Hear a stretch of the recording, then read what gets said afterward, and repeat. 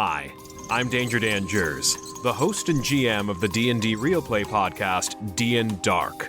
Join us on Wednesdays for an absurd, over-the-top comedy horror adventure, starring some of history's most infamous monsters. I'm Ben Magnet. I play Mary Frankenstein, our barbarian. I am Daniel Cruz. I am playing Imhotep the Mummy, our cleric. I'm Jordan, and I play Larry Talbot, a lycanthropic warlock. I am Grayson, playing Jet Griffin, the Invisible Man, the party's rogue. I am Aaron. I play the Phantom of the Opera, our bard. For more information, go to dndarkpodcast.com and listen to us anywhere you find podcasts. Let's go. Master of all things tabletop. With the Paladins of Podcast. They ruin the games you love by talking rules that suck, how to build kick-ass encounters, destroy worlds, and really get your players invested. So go ahead and throw that fistful of dice at someone. Because we're going on a side quest. Yeah, I like the idea of that format. I think it's one of those things that will take a little bit of work to get through. Especially if we're going to try to fill up that amount of time.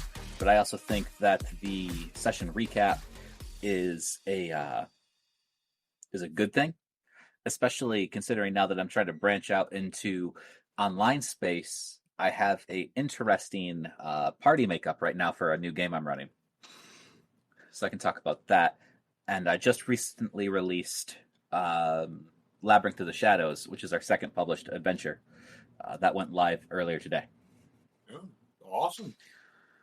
Thank you. So, yeah, we got that going.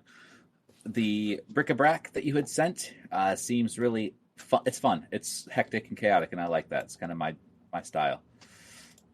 Yeah, when I bought it, I didn't know what it was going to be, and I didn't realize it had so many, because almost all the articles are like one page. Yeah, and there's a lot of them. And I think the biggest one that's super controversial is that one that I sent you. Because so many people have said that it's not this anymore, but taking this particular stance is, when you read the article, it makes sense. When you read that page, it makes sense. What do you think about this? Is conversion? What about this do you think is controversial? Excuse me. Is that right now people seem to focus on the rule text itself versus the actual role play. So nowadays, I think this is incredibly true when it says nowadays we tend to hear way more about how I prefer this system over the system versus setting over this setting. And when I got into it, it was what settings we preferred. It wasn't about the system. And as a hobby space, it seems to have really condensed into just that. I like these rules. I like these systems. I like this mechanic setup versus I like this story. I like this general play. When you first got into the hobby, though, how many game systems were there? Back when 3.5 was out, let's see, I've done... Well, Pathfinder was at the end of 3.5, so pre that, we tried... I mean, Greyhawk, the ones they're referencing, though, Greyhawk, Blackmore, and Tuckamel, that's not 3.5, that's like second edition. Right, but like I said, when I got into it, it was in 3.5, so system style, I mean, we had... If it was system-based, we had a few, but settings, we still had Dark Sun, we had the L5R Rokugan setting. No. The question is specifically how many RPG systems were there at that time? I know that there was at least 7. So I think that people talked about like settings you played in back then is because there wasn't a lot of games. Like there was only a couple games and a couple settings even out there. So everyone played D&D. There's only a couple settings to play in. Everyone knows you play D&D. What setting? So that's the question, is what setting, not what game you play. Now, we have such a glut of games. Of course we're not going to talk about setting. And think about how many people have, homebrew settings. You play in a homebrew setting. Yeah. I think that's taken over. Back when I at least think that back in the day when this hobby space just started, people really didn't know like how to play these RPGs. And so when you introduce a setting, they're like, oh, of course I'll play there. And then as time goes on, more and more people split off. They start making their own worlds.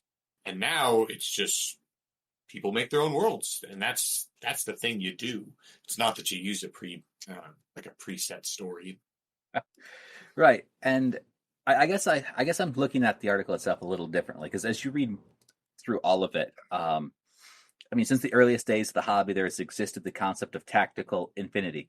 Players may attempt to overcome any obstacle by any means that makes sense for their character, with the referee educating what happens.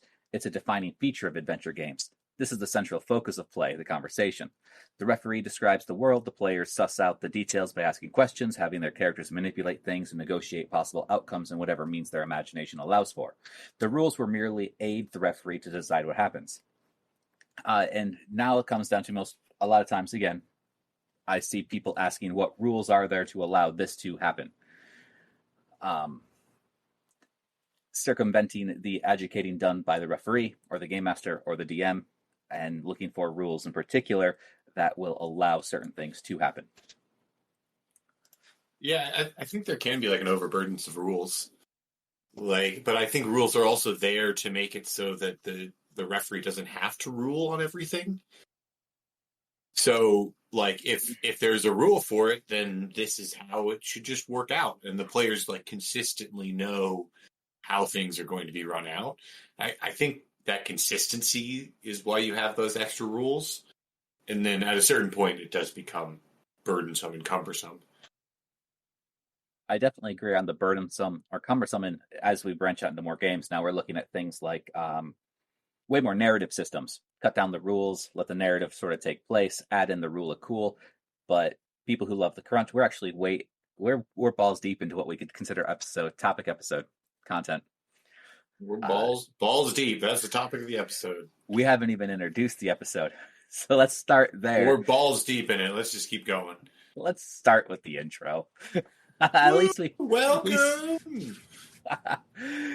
What's up, everybody? Welcome back to Side Quests with the Paladins of Podcast. Rob and Eli. Eli, how are we doing today? Feeling good. Good. Now, you brought to me something I think is incredibly interesting, and it is it the third episode, third publication, third edition? No, it's Knock, number 3. Bric-à-brac for Adventure Gaming Bric-à-brac for old school role-playing games. This is how it's covered on how it's billed on the cover. Yeah, I don't know what their consistency is, but this is the third issue of just a huge compilation of articles, essays, tables. It's like 200 pages long. It's awesome. Yeah, absolutely agree on the fact that it's awesome. The layout as it is, which kind of gets to me first. I love the way it's laid out from a design standpoint. It's incredibly fun to look at. It is fantastic to read through. It's fun. It's kind of chaotic. And there's a whole shit ton of stuff in here in the content index that we look at. A lot of it just kind of jumps out. Slightly vague titles, but interesting articles. Yeah, I mean, I think the format is wild. There's no consistent formatting, and it feels very old school role playing. So I think it absolutely knocks it out the park. I think they do a lot of really cool things with graphics, themed on whatever the article is. I agree. Now, is there anything particular in here that you really enjoyed when it comes to the content that they made? I love all of it. I love random tables like this where it's just like here's 66 things to stumble upon in the woods, or when all you need is a hammer or edible fungus. Mm-hmm.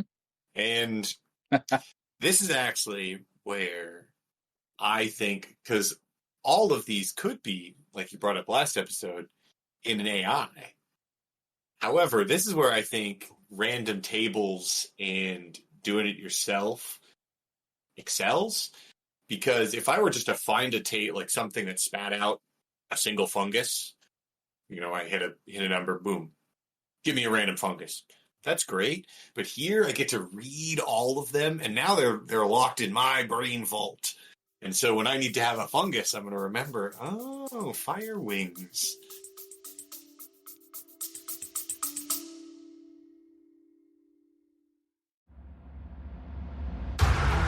Are you looking for a D&D podcast with a dark side? Something more like Game of Thrones and less like Monty Python? Tale of the Manticore is part dark fantasy audio drama, part solo D&D RPG. There's no plot armor here. The dice make all the important decisions. Join me as I resurrect the excitement, wonder, and emotion of old school D&D. Made for a mature audience, Tale of the Manticore is both a fiction and a game. It's the story where chaos rolls.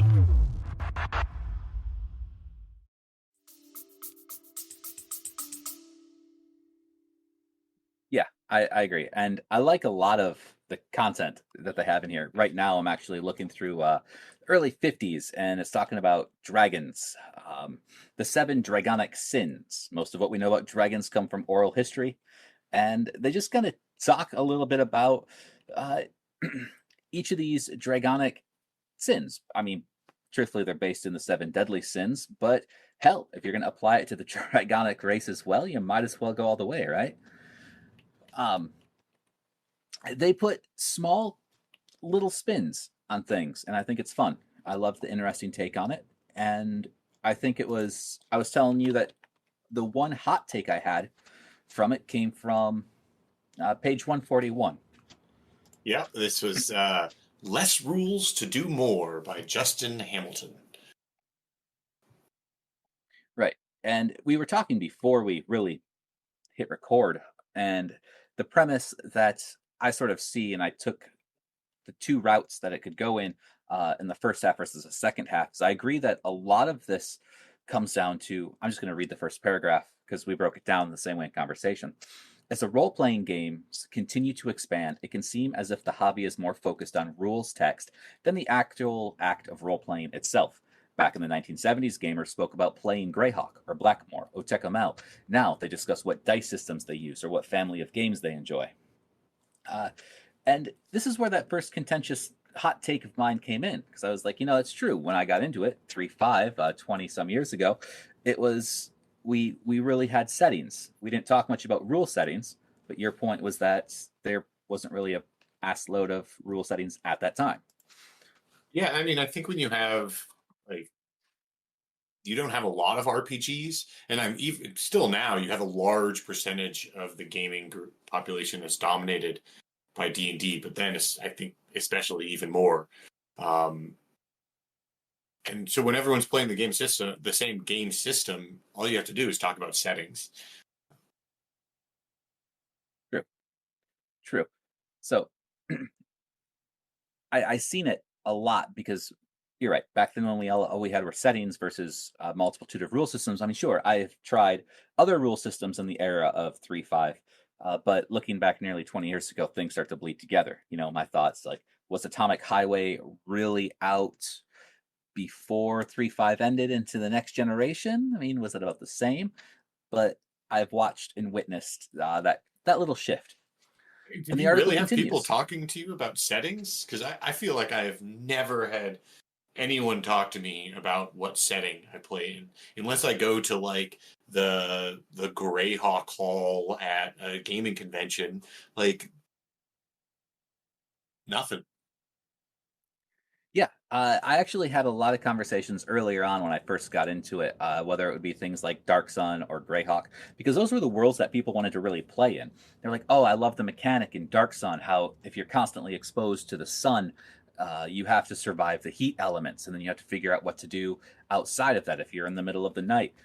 I thought it was interesting. I really had enjoyed those kind of conversations because it opened me up to entire different rule systems that I could use for when I decided to step into DMing and run my own games. Wasn't the really cool thing about Dark Suns that magic was fueled by like life energy? So some casters, when they cast, would drain the life from around them. Desolation mages. It's been too long. I honestly can't tell you. I've played in Dark Sun settings, but I've never invested anything into the Dark Sun core books or anything. Clearly, you did not play a mage. I'm more of a beat stick kind of person. That's fair. Yeah. Don't worry about magic. No, it was always how to come down and destroy the magic, either whether it be the magic item, the caster, or whatever artifact was in my way. But I think the main article is a little bit later, where the real thesis is that players may attempt to overcome any obstacle by any means that makes sense for their character, with the referee abdicating what happens. And this is the central focus of play, the conversation. Where Yes, and the referee describes the world, the players suss out details by asking questions, having their characters manipulate things, and negotiate possible outcomes in whatever means their imagination allows for. yes, and that I absolutely 100% agree with. And I think it actually calls back to an earlier article when one of the first things that I had read in this entire book was that the story is the campaign, or the campaign is the story. It's not the players. You know, we have stories that we want to tell. The players are the characters in that story. They're the characters of the world, but the story is the campaign. I think that we've gotten really far away from that, and we looked for mechanical things to do most of our role play for us at times, especially with the crunchy systems. Now we get away from that into more narrative systems. It's way more free form from what I understand and how I've seen played. And I really appreciate that. But when we're looking at our D20 crunchy systems, let's figure out, again, how are the rules going to do it? And truthfully, I think you could end up playing anything D20 based without a DM. Yeah, I think that's true. I think really you could.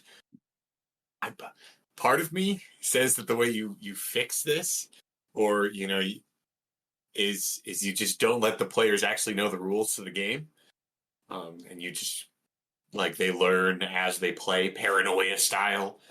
But I don't think that would actually work. I'm not sure how the how that would be cut and dry for it, but pushing again in this article a little further. Instead, the hobby has moved into a model where the referee is the person who best runs the mechanical simulation, and that somehow the rules text is the final authority at the table. This is a deviation from the heart of the hobby, going all the way back to refereed war games and the famous Kriegspiel. A knowledgeable and imaginative referee could consider many more possibilities than any textbook and provide a higher fidelity or fictional reality than any number crunching procedure could allow. Well, I mean, I think this stems from a place that, I think having good rules can really benefit, and having a good GM who can break the rules and bend the rules is truly a skill.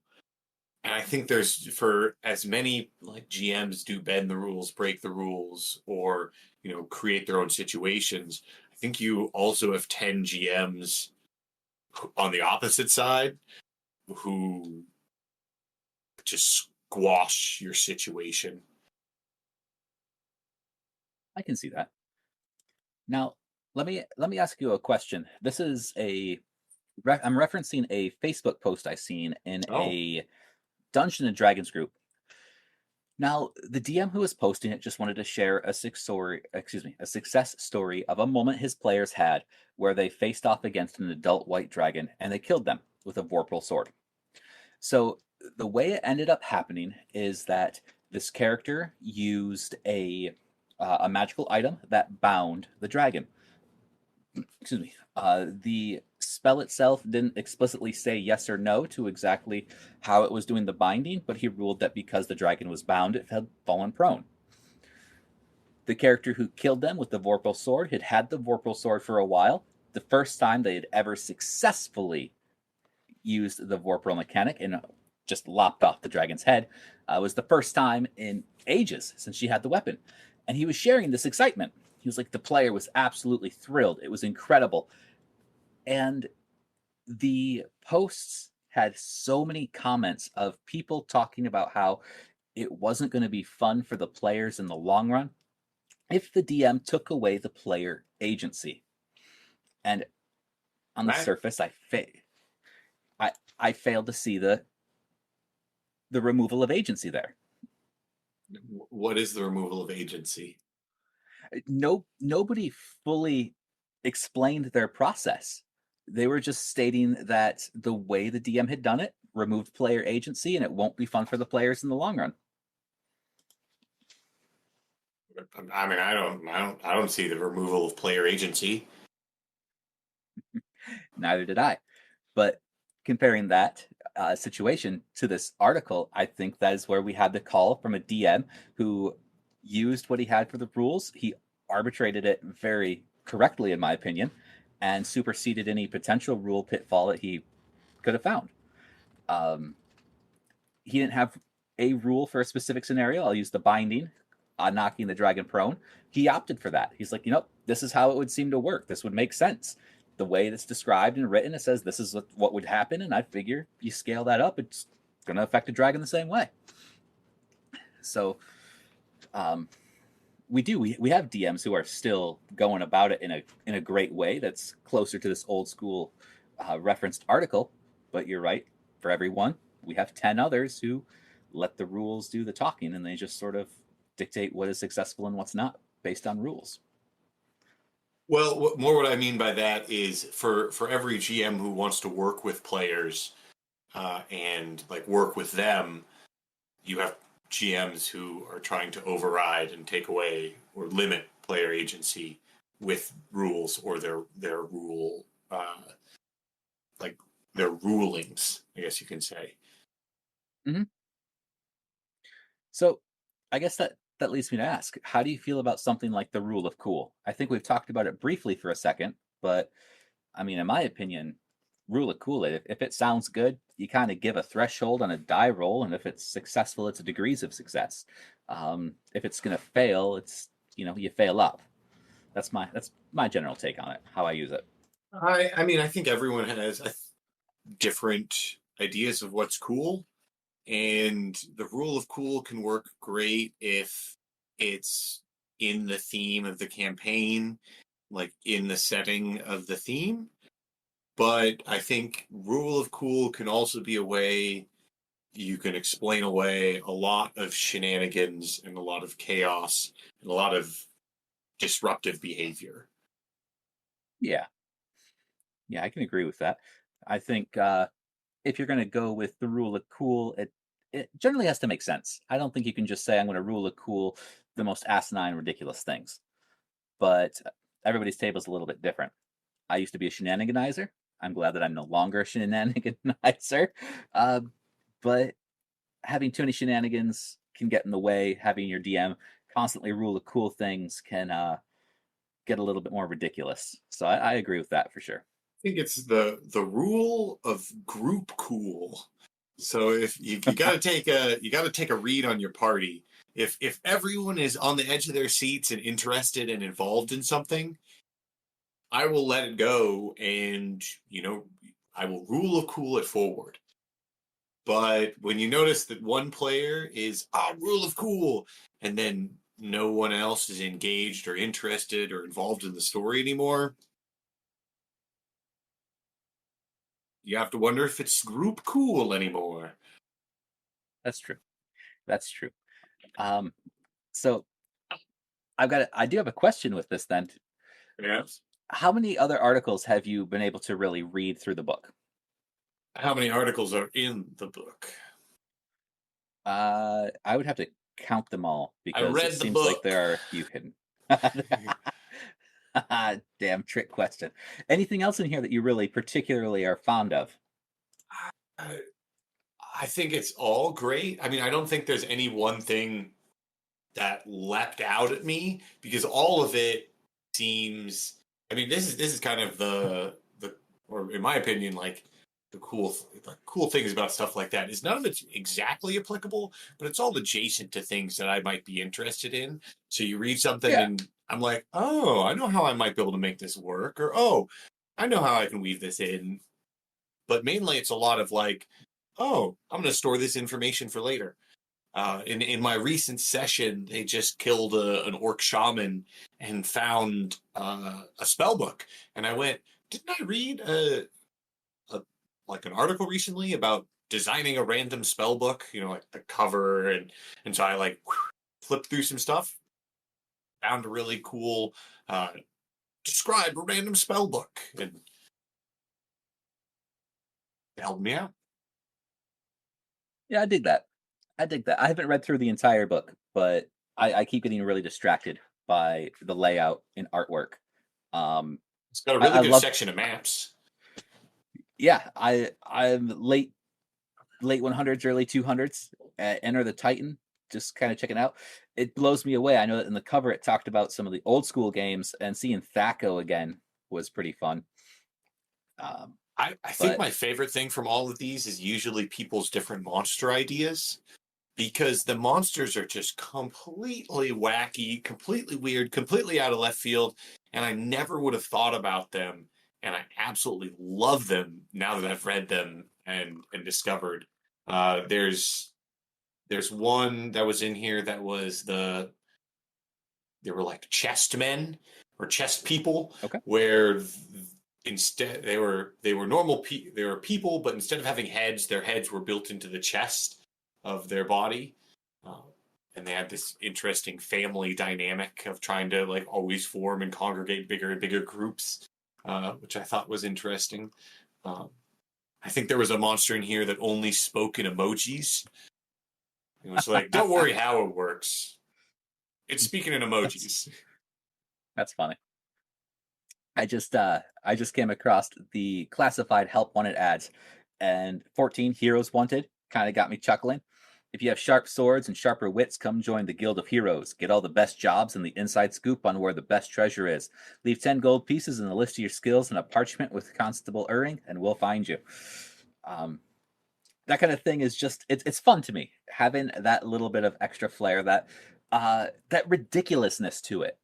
And that's what I've been trying to introduce in some of my games as well. It's just a little bit more of the ridiculousness. So it's not so, I don't want to say serious, because I still keep the serious tone, but the absurdness becomes more absurd when you include it, you know? Yeah, and I thought there's an article. I mean, you talk about adding the absurd. There's an article really early called World Building Grotesque that talks about how to build more grotesque aspects. That, you know, it talks about how the Middle Ages and fantasy settings are usually pretty advanced, pretty clean, pretty sterile. While the Middle Ages really were not. I mean, you've got shit everywhere. Right. And it kind of talks about how to reintroduce that and play with that at the table. Yeah, just to get that kind of gritty, dirty feeling.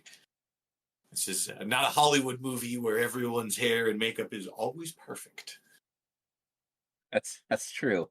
And it's funny that you mentioned like shit everywhere, because I remember I was running an online one-shot game, and as the players were getting closer to the central location of the goal, I mentioned that it was kind of overseen by a large troll. And I mean, trolls don't generally have a whole lot of manners. They don't have a whole lot of outhouses, so they just sort of hit the deck and shit where they want to. And I described that in absurd amount of detail as they could smell it as they were getting closer. Not something I would usually do, but when you're running a one-shot that's built upon being ridiculous, you take those chances and see how it goes. Okay. Naked monsters. This is a small addition, but I mean, a troll. Are they wearing clothing?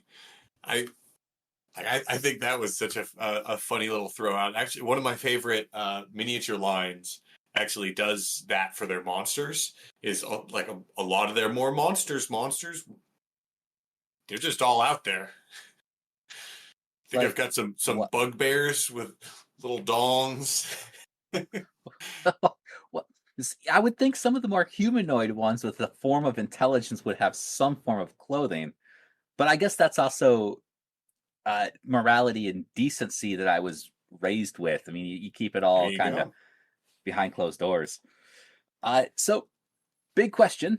You had recently picked this up. How much did you spend on the book itself, and where did you get it? I got it from Drive-Thru RPG, and I think I spent $25 on 212 pages. All right. Now, we talked about the generic monthly magazine. You got 3 of them for $5. That wasn't really a good deal. But $25 for this entire 212-page grimoire, this tome of crazy, ridiculous shit that calls back to old school. I say it's a good buy. Well, for this, I paid... Well, for this, each page is practically an article or a topic. And I paid a little over $1 per page. For the generic role-playing, I paid like $3 for even more pages.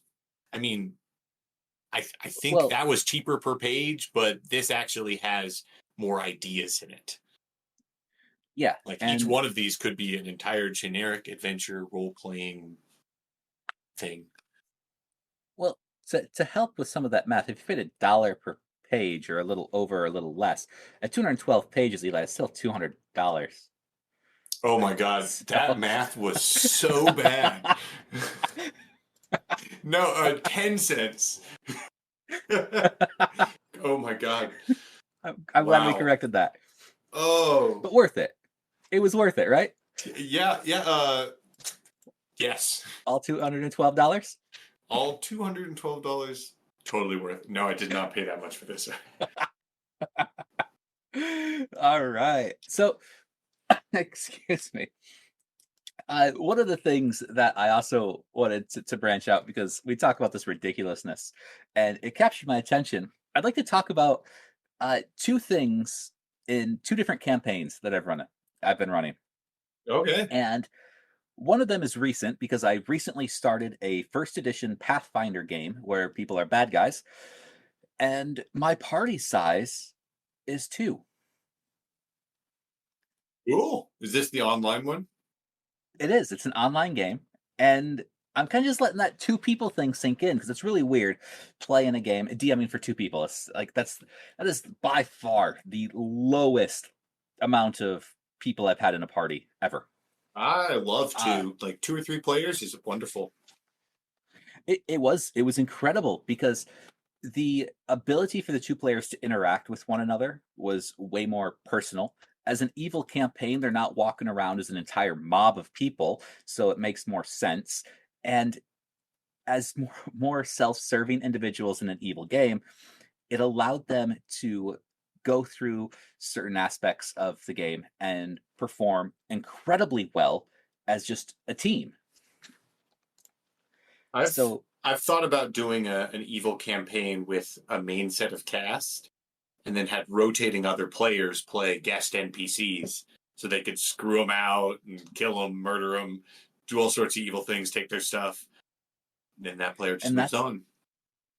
And that's what I was thinking. Some people I've talked to are like, I can't commit to a weekly game regardless of how fun it sounds. I'm like, honestly, if you can just drop in for a game every now and then, we'll throw you in as an NPC. And we'll just, you'll be there for a one shot. You play how you want to play and you're gone. And everybody likes the idea. I'm going to see how that picks up. But for the ridiculousness of it, I wanted to go for the extreme. So I looked into things like how gangs operate or do things when you're looking at initiations. And I had them run through a gauntlet of getting beat. And then after they were all beaten and bloody, they had to go convince a guard that another guard is the one who beat them up. And they chose to actually get beat up by a guard and witness of another guard to do it. And then they had to kill said guard, and we all had a great time. It was fast-paced and awesome, and I was able to just sort of let loose, and I had a good time with that.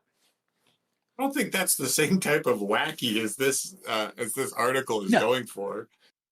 No, that's in the other one, the other campaign review I wanted to talk about. So I had an idea, and I was like, yeah, generally when we play with goblins are usually the victim of death. Like, we just kill goblins. Goblins are fodder to just mow through.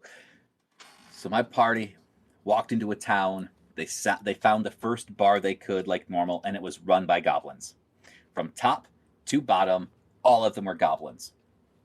And it was like a goblin fight club, essentially. Hundreds of goblins would all fight over each other to serve food. They would eat the patrons' food. They would drink their drinks. They would bite and gnaw. Essentially, it was a business run by toddlers. And in the scenario,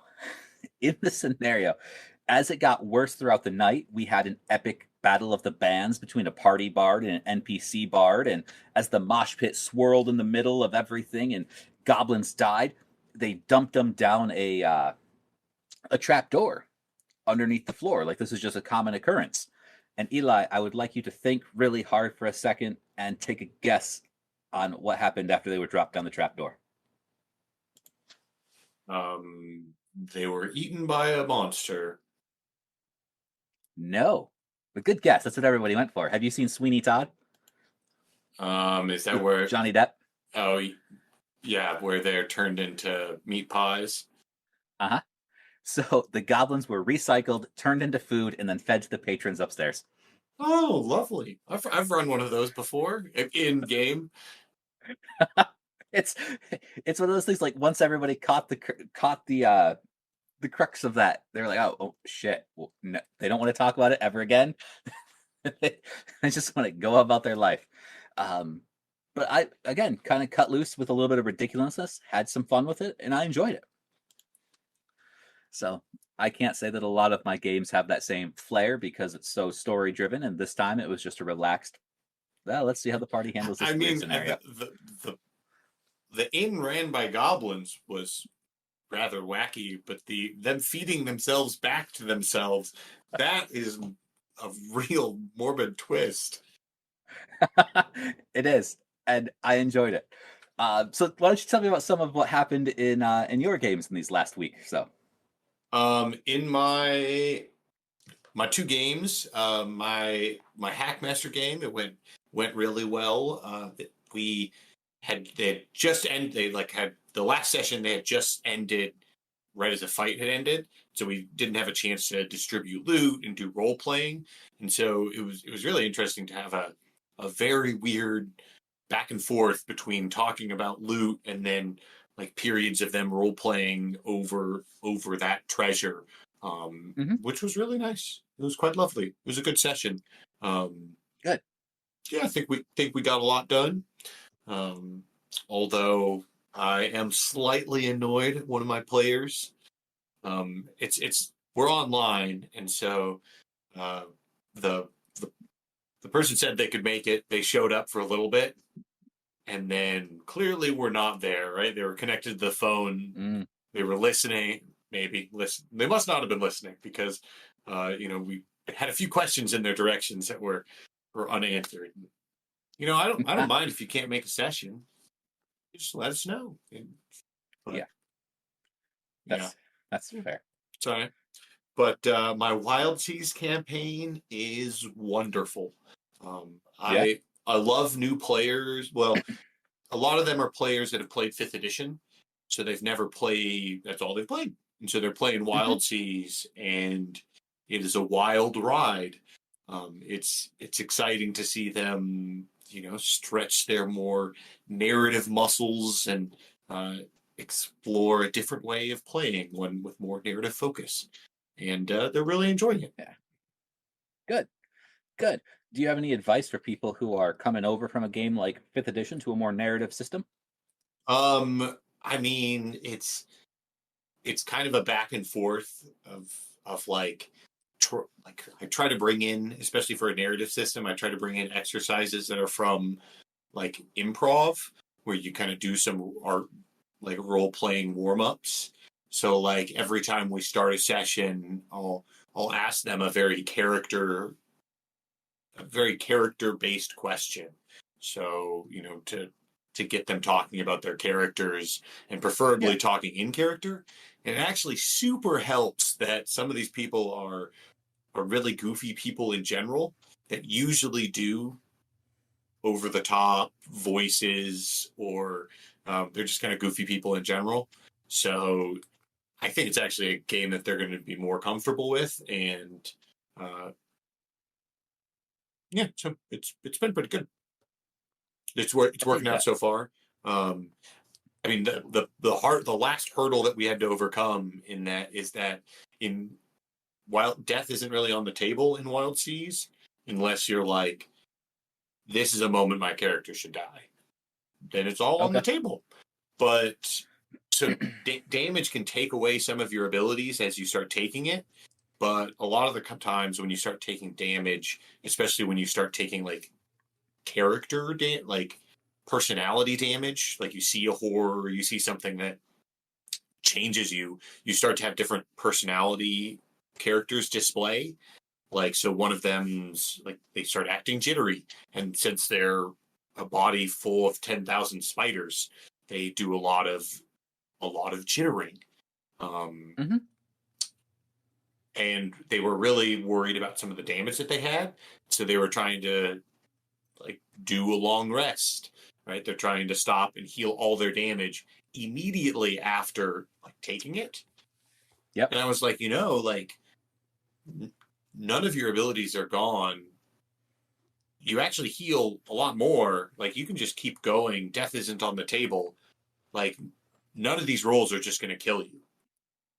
And they were like, oh, well, shoot, full steam ahead. Let's try this out. Let's go. Let's take this damage that we have and work with it. So it's fair to say it sounds like you're starting to develop some converts. Yeah, I think they really enjoy it. It's also fun hanging out with these people again. I really enjoy playing games with them. Good. I think we're starting to get close to our usual time, and I don't want to drag things out. I know we're trying to make sure we're more concise here. So I want to try to captivate the last little bit of those who listen to the very end by finally announcing that our newest adventure went live earlier this week, and that is Labyrinth of Shadows, based on Grecian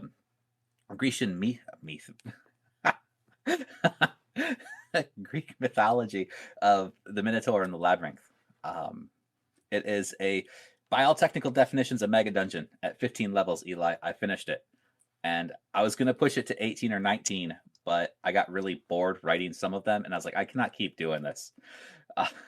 So my dungeon 23 still isn't completed, but I've got more rooms done than you do, don't I?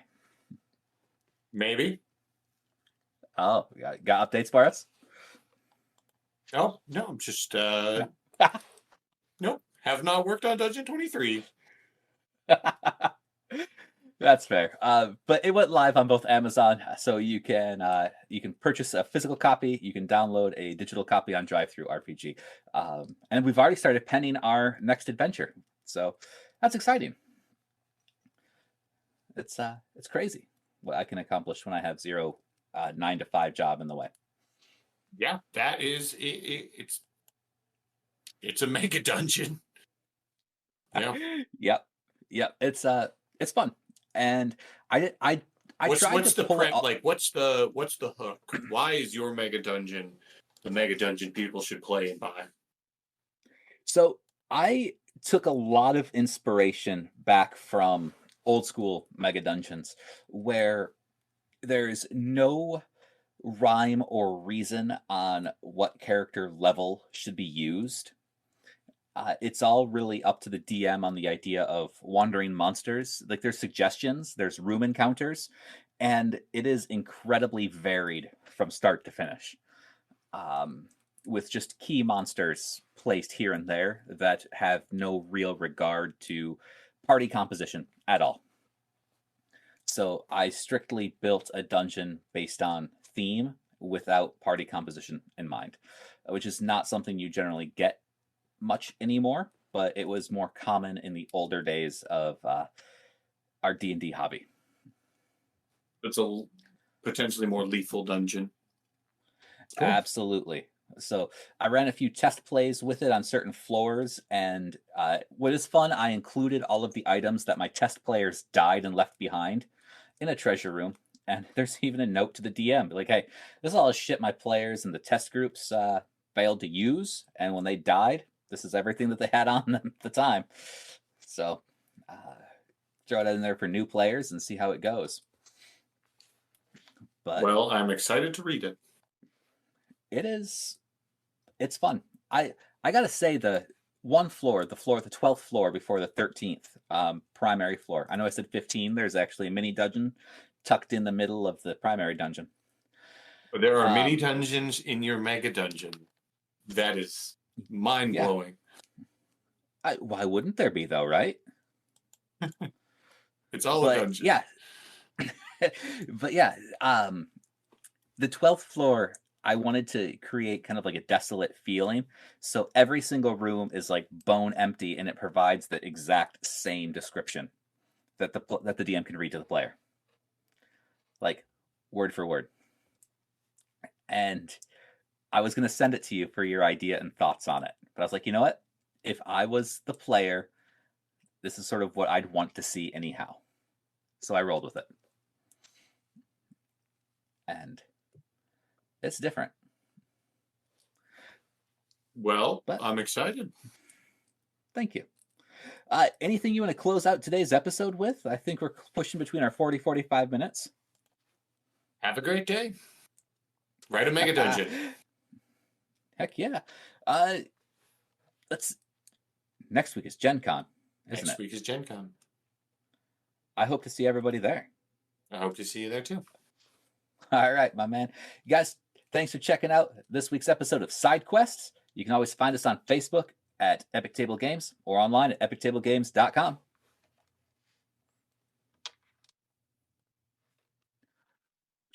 All right, I got a few buttons. Do you think you're going to make it?